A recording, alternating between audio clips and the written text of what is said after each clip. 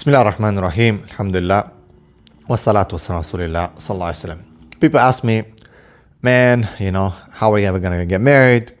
Getting married is so difficult. Everyone is so scared. Gamophobia, it's like fear of marriage.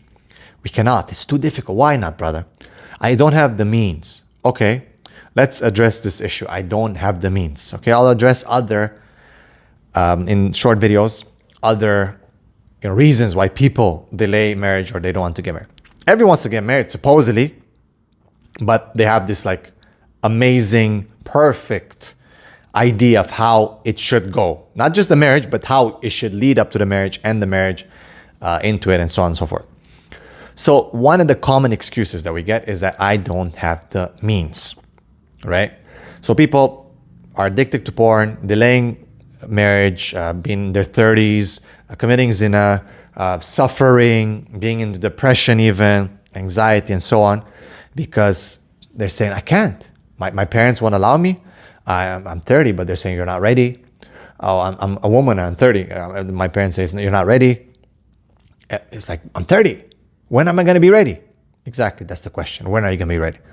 So what are some of the solutions? I always advocate for early marriages. People get upset. They get super upset with me. Brother, this is not good. They should continue their education. They should finish their education. I'm like, okay, so they finish their bachelor's, then they have to do master's. They finish the master's, then they have to do PhD. If they don't, they finish their bachelor's, then they have to get a job and they have to get this and this and this and an apartment. Anyway, they marry by 30.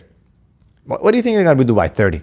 Fasting Monday and Thursday, everyone? MashaAllah, inshallah. But the reality is that doesn't happen. So they get upset with me when I say marry as young as possible. But again, the objection comes in, well, they don't have the means. I don't have the means to get married, brother. Okay, what's the means? So what is the solution? I like to give solutions. What can a community in the West or in the East or everywhere, anywhere, do as a community? See, the problem is with us that we leave people to themselves. Allah says, وَتَعَاوَنُوا عَلَى الْبِرِّ وَالتَّقْوَى. وَتَعَاوَنُوا. Come together, participate, cooperate in bir and taqwa. What more bir and taqwa do you want than establishing the marriage and the foundation of the ummah? So we're not doing that. We're leaving the youth to figure it out for themselves, or just one family member or whatever. So what is a solution? You're talking about the problem? Bring the solution. All right, so the solution, I know people are not going to be happy, but it works. Okay, you can make the nikah. You don't necessarily have to move in right away. You can be halal with each other. There's a lot of benefits. You can be intimate, you can be together, you can have weekend outings. You have someone that you feel, that you love, and your heart is attached to. It will help you to focus, it will help you in your studies, it will help you in so many things. Do nikah first. Don't have to do the moving in right away. Oh, brother, it's not good. You're already living with your parents. Let the girl still live with her parents, and let the brother still live with the parents. The parents agree. This is an agreement. You put a deadline or some kind of, timeline, and let them do it, man. You're saving your children. The same people who come to us for counseling with addictions, with so many problems, are the same people that could have been saved a bit earlier if they would have had someone. Because in the end, they say, how can I stop, brother, this addiction? Or how can I stop pornography? It's like, how can you stop eating? It's a primal instinct. This is something that's built in you. You can either do it in haram or halal. Not doing it, where you're going to, maybe there are some people who are abstaining and, celibate for such a long time. But in reality, from the statistics and from our work, you know that that's not the case. The problem is with the ummah. We need to wake up. We need to start dealing with al-fiqh al-waqiyah. Okay, the fiqh of reality, of what's on the ground as well. And Islam has a solution for those things. Yes, if you are in a situation where you really cannot get married because it's really a problem, then of course you cannot. But most people have some form of house. If you don't agree, for example, for the wife to come to the husband's house and she lives with the parents, yeah, you live with the parents for some time. So what, man? For a little bit of time. At least you're in halal. As opposed to, masturbating or watching porn or committing zina or going to massage parlors or I don't know what kind of weird stuff that comes to us through counseling. Sometimes you're like, man, what is going on? And you ask him, well, why? But I cannot get married. It's too difficult. I cannot resist the temptation. I cannot resist. Oh, brother, you should. Of course, we can give them a long lecture about taqwa and this and that. And yes, that's true. But in the end, the reality is the reality. People have needs. And our ummah is not addressing these needs. The Prophet ﷺ told the people, if you cannot get married, fast. But if you look at the actual what happened, those people fasted, but then they got married. Those people had certain ways of committing to the marriage that was a bit simpler. In the end, the people are marrying. People are not just fasting all the time. People are not just celibate at the time of the Prophet ﷺ, the Sahaba. And the Prophet ﷺ did not encourage that. He encouraged nikah. And the Sahabas got married. And they got married early. So you understand the reality of what the Prophet said, the context.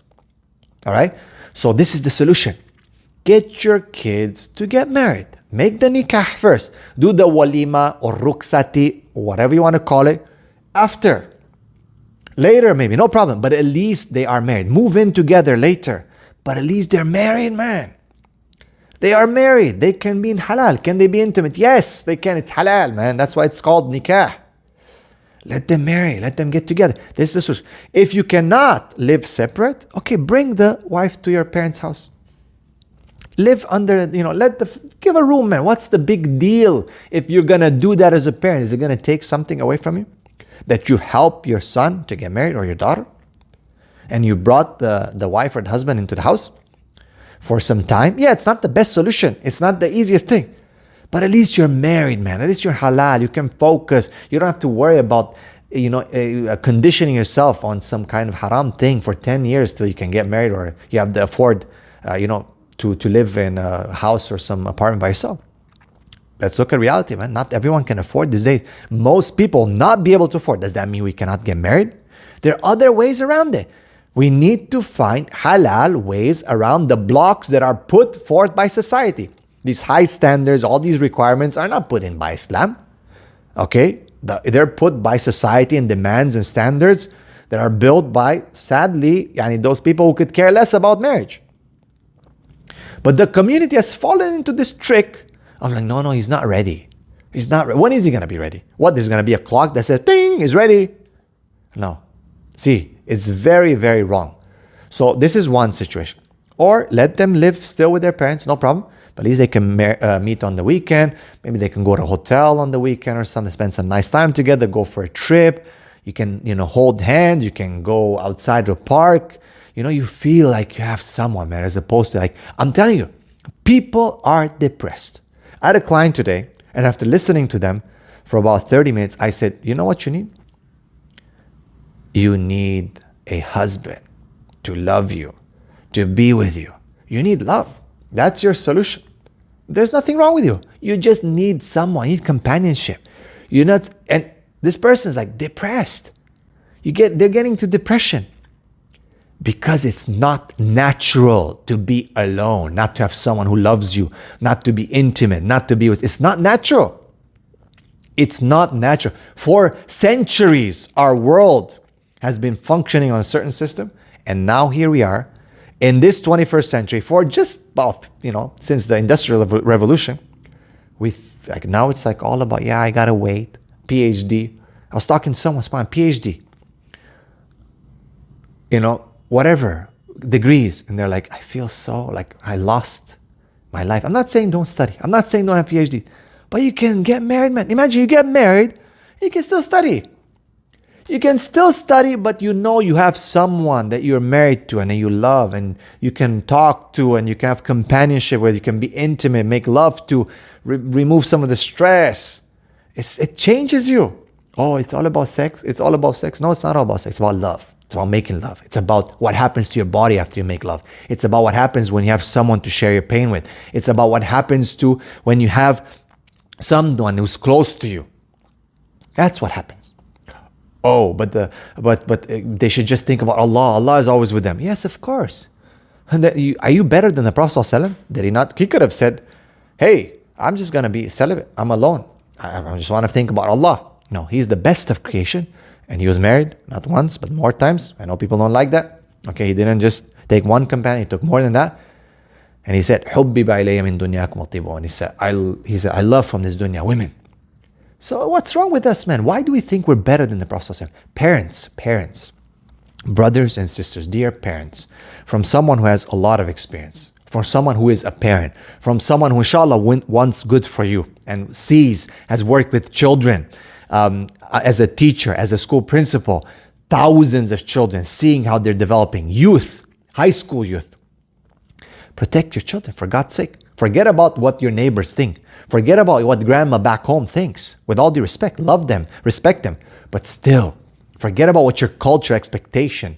Well, it should be like, first get married if he's the oldest, and then the last one can suffer even though they have maybe husband or wife in front of them. Forget about these things. Follow the sunnah, Quran and sunnah, nikah min sunnati. Kama qala alayhi salam. Stick to these things. Save your children. Save your children now. Because when they hit puberty, with all these phones, everyone's got these phones, access, or someone says at school, that's what they say. Like, I'm telling you, how do students get involved in these things? Oh, bro, look what I discovered on the internet. Boom. They get addicted. And I have clients who got addicted at the age of 12, 11. Ya Allah, subhanallah. And people are saying, no, brother, you're talking mad stuff, brother. Yeah, you're talking mad stuff because you're sitting there having no clue what's happening. You're not in the trenches. You're not in the field. You're just sitting there. Wake up, Ummah of Muhammad sallallahu alaihi wasallam. Get your children married. How? Oh, brother, this is going to cause a problem. Bro, it's better that they get married and commit halal than then conditioning themselves on haram. And then people wonder, well, I don't know why our marriage is not working. How old are you? Oh, I just got married. I'm 35. Oh, yeah, really? So what you've been doing for the past 20 years? You've been getting used to yourself. And now, of course, you cannot share life with another person, and you cannot compromise and understand and deliver and be intimate in a certain way because you've been alone for all this time. Oh yeah, you got all the PhDs and masters and whatever. Great, good for you, man. And now you are in depression. And not just that, you're risking your akhirah.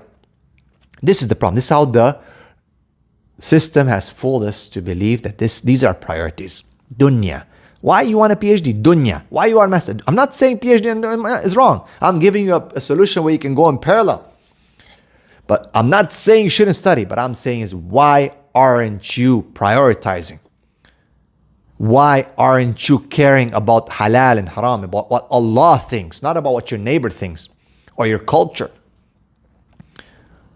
You know, parents say, control yourself. That's what they're telling some of the kids. Control yourself. Why, can't you control yourself? Can't you control yourself? No, some people cannot control themselves. And that's why the Sharia gives you solutions. Because some people cannot control. Some people can, some people cannot. I don't know who can control themselves for 20 years or more than 20 years without being intimate. I don't know. Maybe there are some people. MashaAllah. Maybe you're the one. But in general, people cannot. All right? And that's the reality. You want to understand it? Bismillah. You want to deny it? Astaghfirullah. So marry your children. Be them in separate houses. Okay, keep them till they can afford and this and that. But let them be in halal, man. Or bring them to one house. Give them a room somewhere. Maybe the basement. Maybe some nice place where they can have their own washroom. Let them be comfortable. So what if you're spending some money? Oh, but he should be on his own feet and he should be independent. Says who? You've already spent his whole life. Now you leave him on the last 100 meters to miss his akhirah because you have to follow some traditional standard of like, oh, he should leave the house when he should be on his own feet. He should be on this. Yeah, he is. But maybe the situation. I mean, you put him to study, to do this. Support him. As a parent, continue to support him till your death, man. Isn't that what you want? You want your children to succeed. You want your children to succeed in dunya and akhirah. رَبَّنَا آتِنَا فِي الدُّنْيَا حَسَنَةً وَفِي الْآخِرَةِ حَسَنَةً وَقِنَا عَذَابَ النَّارِ. So parents, wake up. Don't listen to this or that. Don't listen to the media and all these things. Get your children, facilitate. Oh, but what if they're going to divorce? Oh, what if they're going to die? What if they're going to this? What if someone's going to have cancer? What if someone's going to not have children? What if is not a way to deal with halal and haram and with the Sharia. What if can be, I give you 1,000 what ifs. What if? You need to think about saving them. And we are in a crisis, in a war for their hearts and their minds. And you're not helping by always telling them, wait, you're not ready. Wait. That's all they hear. You're not good, you're not ready. Wait, negative. So then they come to me, I'm not ready. Why? Why do you say that? Well, because I'm a loser, I cannot do anything. SubhanAllah, this is the kind of mentality they come up with. Help your children stay in halal. Forget about everyone else. Think Allah first. There's easy ways, easy systems. Spend a bit of money. So what? If you're a parent, be proud of that. Inshallah, it will come back to you 10 times from Allah subhanahu wa ta'ala. Because you are trying to do one thing. And no one will be abandoned by Allah and rizq or anything when they're trying to uphold the halal. It is not. It's a promise from Allah that He will support them. So, what's up? I leave that up to you, my brothers and sisters. My dear parents, I hope this message reaches all of you, inshallah, from someone who really has experience with youth, with students all over the world, who can tell you that it's a crisis. And I don't know, give me another solution. Okay, type it in your comments. Give me a better solution. We have a problem? Give me a better solution. I've given you one. Barakallahu feekum. Assalamu alaikum wa rahmatullah.